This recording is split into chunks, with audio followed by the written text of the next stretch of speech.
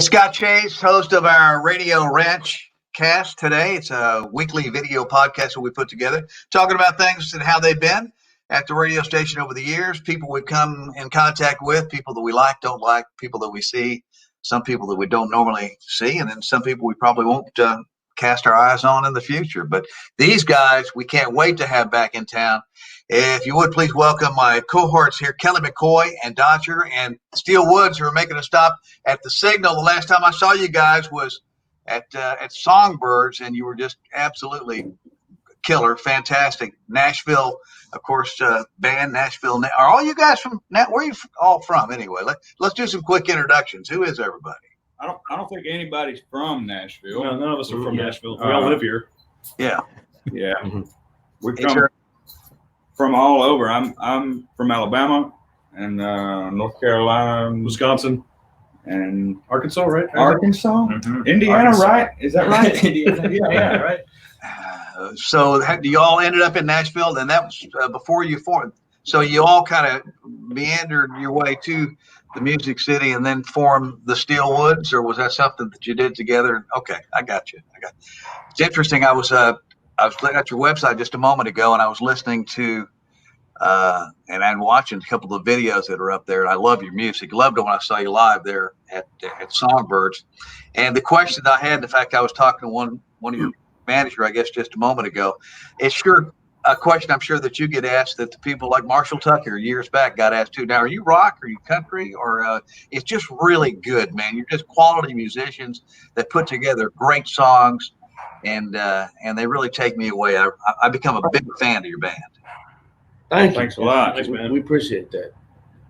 Yeah, I don't know what kind of band we are. Yeah. I don't know if you were asking us that or answering it. Yeah. But yeah, we sort of do this every time we get asked that question. You know, whatever you think. Yeah, kind of one of those things. I'm not sure. What do you think, huh? Yeah. Well, in that case, where are the influences then? What were you listening to growing up? What were the influences as you started to put music together in your lives, and when you started to develop your musical tendencies? What were you listening to? I think it's probably all over the map if you combine us. Yeah, that's a long one. It's a long list. I mean, for me, it was Hendrix, Zeppelin, Waylon, and Willie, and Blue Dot. Yeah, that's what a foursome. Wow. All over the map, but a lot of it overlaps too. So we can all nod our head to that. So, Sure. Yeah. Do you do all originals now? Do you cover anybody's material? And if you do, what do you decide? Who you gonna? Is it because of a birthday? Is it because of a tour that's happening, or do you stick mainly to all your original music now? No, we do cover from time to time. Mm-hmm. I guess we used to do more than we do now with both records out. It's putting a set list together. It's kind of hard to squeeze them in there, but we'll cover a Skinner tune or Allman Brothers most all the time. There's a song that we cut on the last record, so we do those for sure. Who does the most of the writing of the lyrics in the band? Me and Rowdy for the most part. How do you get your information? It always inspires me when somebody can actually make something out of nothing. And that's basically what you're doing, out of a feeling, out of a moment, out of a place, of a memory. And then you put together a song that has appeal and means so much to people when they tune it in. That's a gift that not everybody has. Yeah, that's I don't know, a lot of the cooler ideas and stories that we got, I can't take credit for. Rowdy's a different thinker and on that kind of stuff. He'll come to me with an idea and I'll go, that's great. And, you know, I don't know, chime in. Well, a lot of my stuff, it starts in my journal. I journal every day. Do you really? Wow. And a lot of the song ideas have come from real situations. How long have you been doing that? I've always thought that was a great idea, although I've never done it. I've been doing it since October of 2018. Really? Yeah, I bet it's fascinating to sit that page back through and yeah, that's a great idea. Yeah, I know. I actually started before that. I had a journal. I just lost it, and it was awful. it stung so bad because it basically documented this time in my life, you know. And Where do you like to play? Where do you guys like to play live the most? Where do you have the most fun every time? You got obviously a very active fan base that follows you. Songbirds is fun. Yeah, we love Songbirds. Yeah. I mean, it was like, it's a shame that place ain't around no more. But we love playing. Chattanooga always shows up. That's for sure. Yeah, we like to play the shows where the people are. Mm-hmm. Amen.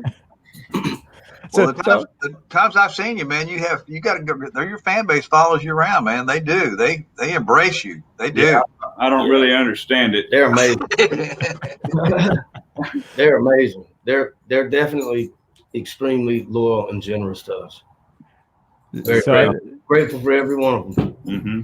So you got a ton of fans now, and you started to build that fan base up. Of course, here in Chattanooga, as you mentioned, that a lot of people have shown up over the years, and looking forward to seeing you at the Signal coming up on the 28th too.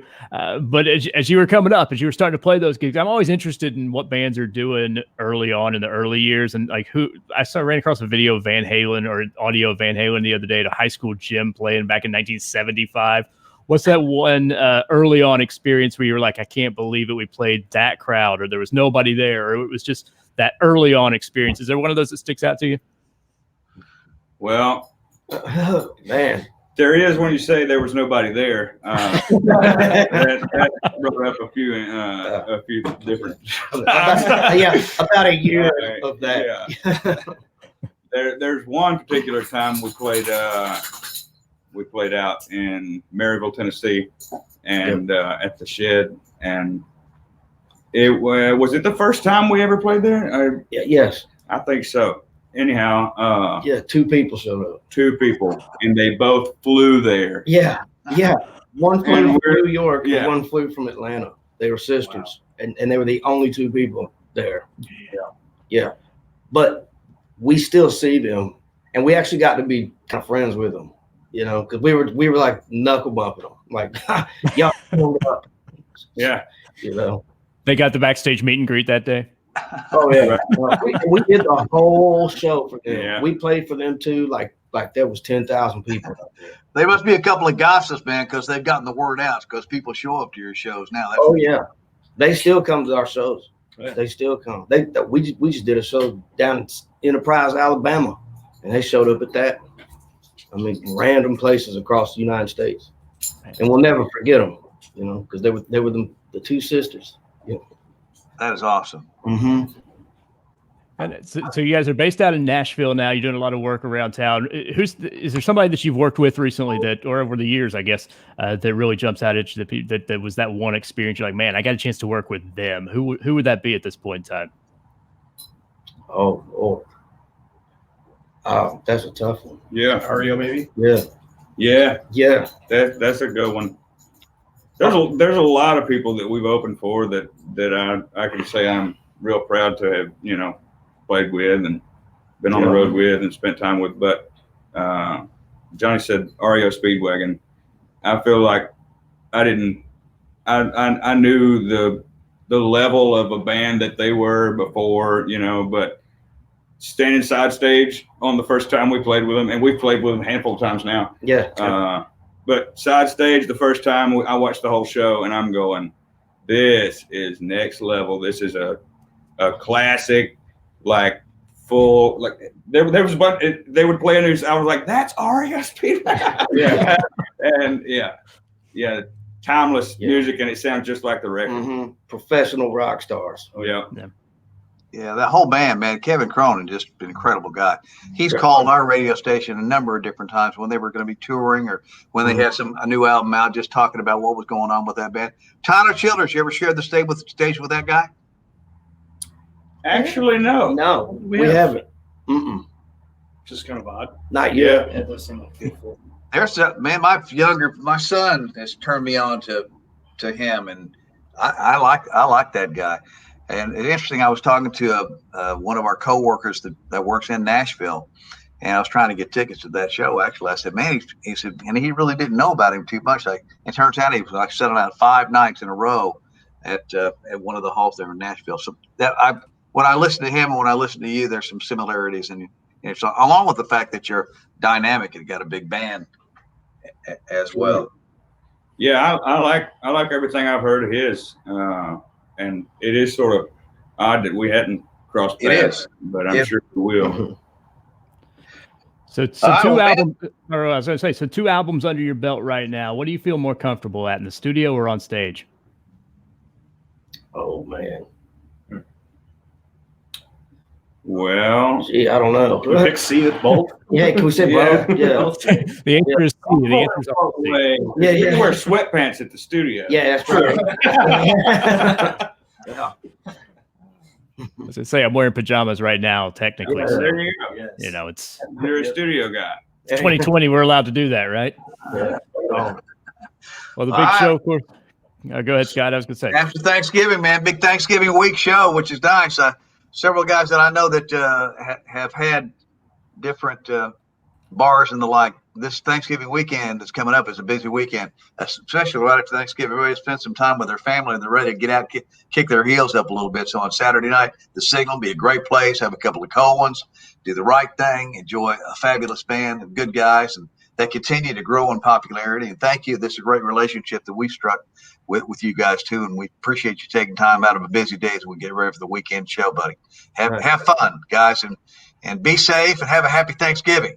Awesome, Thank man. you. Thank you. Thank Thank you you guys. guys. Appreciate it. All right, that's our Radio Ranch cast today, man. Dodger, a wrap, buddy.